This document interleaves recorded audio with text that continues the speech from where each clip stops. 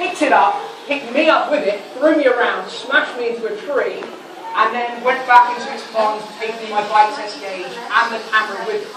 So we didn't get to find out how much that particular Croc's bike was, but they've been registered at about £3,500 per square inch, which is kind of like having a car standing on top of you. The reason for that incredible bike force and for the size of the animal is that it gives them great opportunities in their home environment. They have the opportunity to take on a massive range of prey, from the smallest animals right up to really, really good-sized mammals. They've been seen taken down in India, things the size of water buffaloes, which are the largest bovids, the largest members of the cow family on the planet. What we're going to do now is we're going to try and feed Max, so you can see a little bit of that predatory capacity in action. So I've got here Julie, who's going to dangle down a chicken carcass, and hopefully we should see a little bit of what the saltwater crocodile is capable of. So the idea now is that we're going to dangle this a little bit above the water and try and get Max to show us some of his body by driving himself up using the powerful muscles that are located at the base of his tail to get up close to this chunk of chicken. It usually takes quite a depth of water for a croc of this size to be able to power itself straight up.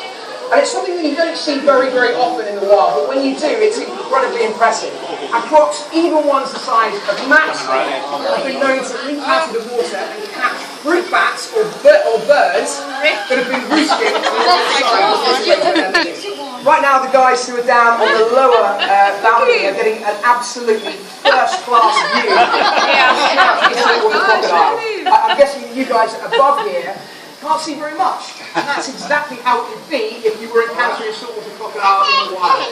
Almost all you ever see of them are just the eyes and nostrils poked up above the water.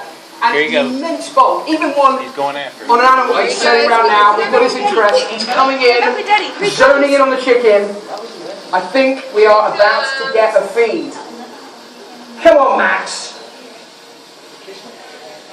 Okay, so he's definitely spotted the chicken. He's zeroing in on it, the nose is coming up, and he's deciding if he can be bothered to exert the effort to give us a bit of a leap. Now. Yes! Did you hear the sound of those jaws clattering together? That was really, really impressive, but I'm pretty sure he can do better. Come on, Max.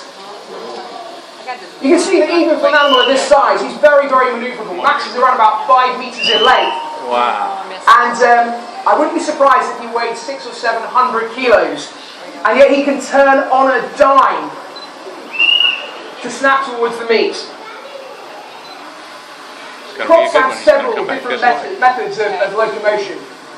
On land, they'll walk with their bodies held fairly high off the ground. When they're in the water, they tend to swim along using drives of the tail. The back legs will come in close to the body to make it more streamlined. But they can also sink right down to the bottom and just walk along the bottom. Wow. The clash of the jaws as they come together, it's a wonderful, wonderful sound. You certainly wouldn't want to get your hand in there. So you take it. I missed it!